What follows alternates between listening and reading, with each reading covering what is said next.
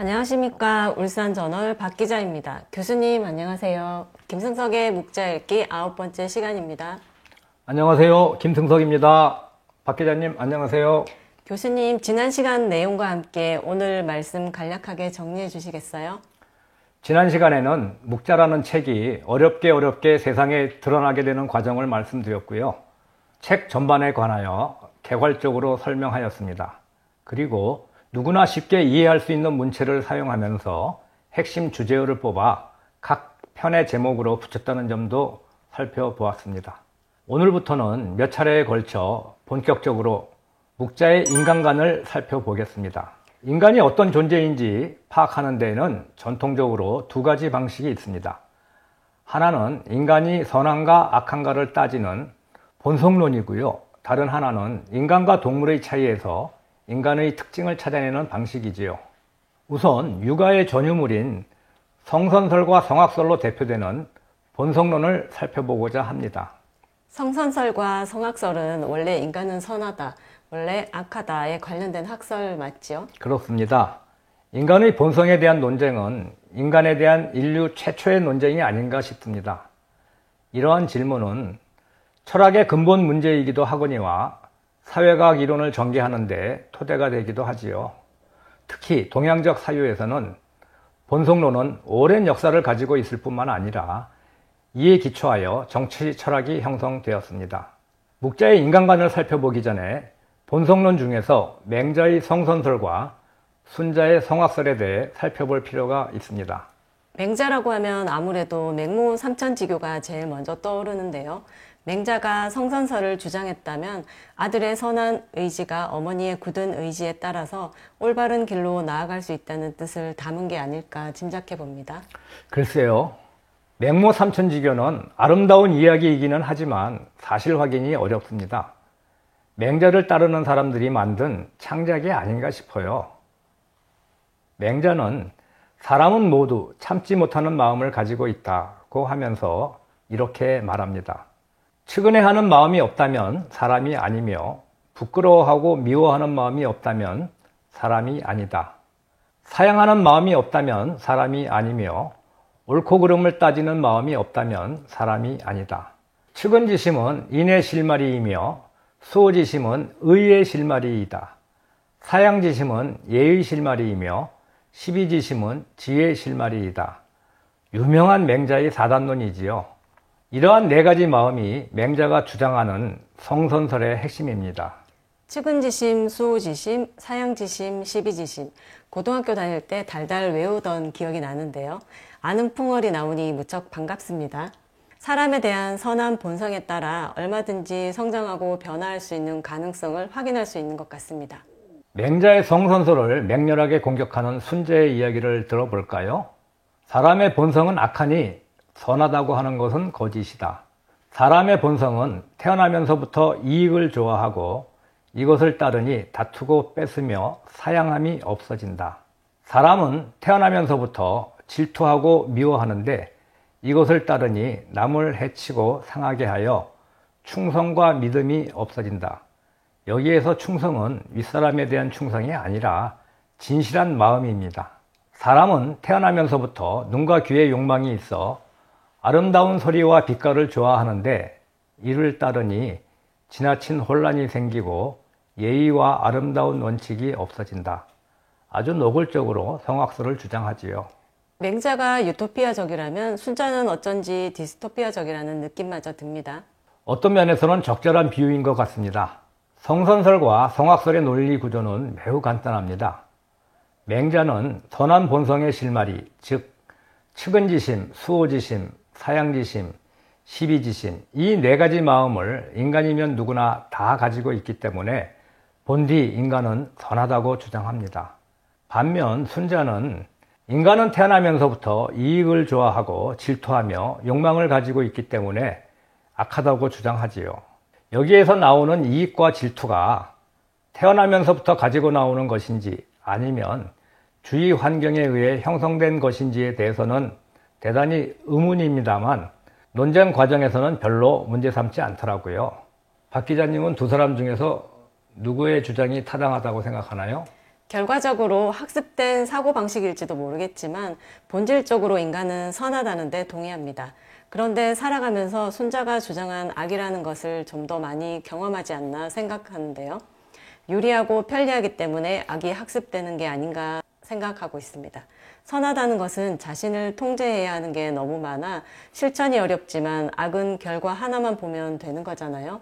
일리가 있습니다. 그런데 맹자와 순자가 인간의 본성을 이처럼 정반대로 주장하면서도 정치적 결론은 두 사람 모두 비슷합니다. 결국 과정은 다르지만 결과는 같다는 말씀이군요. 그렇습니다. 맹자는 선한 본성의 실마리를 발전시켜 인의 예지를 갖춘 인격적으로 성숙한 사람이 나라를 다스리면 사회적 혼란과 무질서를 제거할 수 있다고 주장하지요. 반면 순자는 인간의 악한 본성을 학문과 교육을 통해 개조하면 사회의 갈등과 혼란을 극복할 수 있다고 주장합니다. 그런데 순자는 학문과 교육만으로는 악한 본성을 완전히 개조할 수 없다고 생각했던 것 같아요. 맹자는 예만을 강조하지만 순자는 예와 더불어 법으로서 규제해야 한다고 덧붙이지요.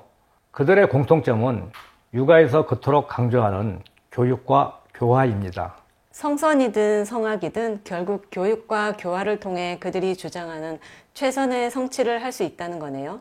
네. 그래서 육아의 교육 목표는 자기 수양에 있습니다. 자기 수양은 수신, 제가, 치국, 평천하에서 말하는 수신이지요. 맹자와 순자의 정치적 결론이 같다고 두 사람의 사상 구조가 같다는 의미는 결코 아닙니다. 순자는 교육과 교화, 여기에 법 집행의 중요성을 추가합니다. 같은 육아로 분류되는 두 사람이지만 맹자는 인간 내부에 잠재해 있는 마음을 강조했다면 순자는 법과 같은 인간 외부에 존재하는 제도를 더 중시했습니다. 그렇다면 맹자의 성선설과 순자의 성악설은 워낙 의미가 분명해서 이후 제자 백가에도 상당한 영향을 미쳤을 것 같습니다. 본성에 관한 이론은 주로 육아의 담론이었습니다. 이후에 육아의 세례를 받은 사람들은 제자 백가의 여러 사상가들을 성악설과 성선설로 분류합니다. 그들은 공자와 맹자 정도를 성선설로 분류하고 나머지는 모두 성악설로 묘사하지요. 그런데 말이죠. 전국시대의 혼란과 무질서의 원인을 인간의 욕망과 이기심에서 찾으려는 경향이 조금이라도 있다면 모두 성악설의 범주로 분류해버립니다. 그럼 본성론자들은 묵자를 어느 쪽으로 분류하고 있나요? 묵자는 순자와 마찬가지로 인간의 욕망을 인정했다는 이유로 성악론자로 취급받지만 묵자는 성선이나 성악에 대해서는 한마디도 언급하지 않았습니다. 중간이 없는 거네요. 묵자는 오히려 인간의 품성은 실이 염색되듯이 주위 환경, 특히 동료 집단의 구성원들에게 크게 영향을 받는다고 말하지요. 푸른 것으로 물들이면 파래지고 노란 것으로 물들이면 노래진다. 들어간 것이 변하면 색깔 또한 변한다. 5가지가 들어가면 5 색깔이 된다. 그래서 물들이기는 신중하지 않으면 안 된다.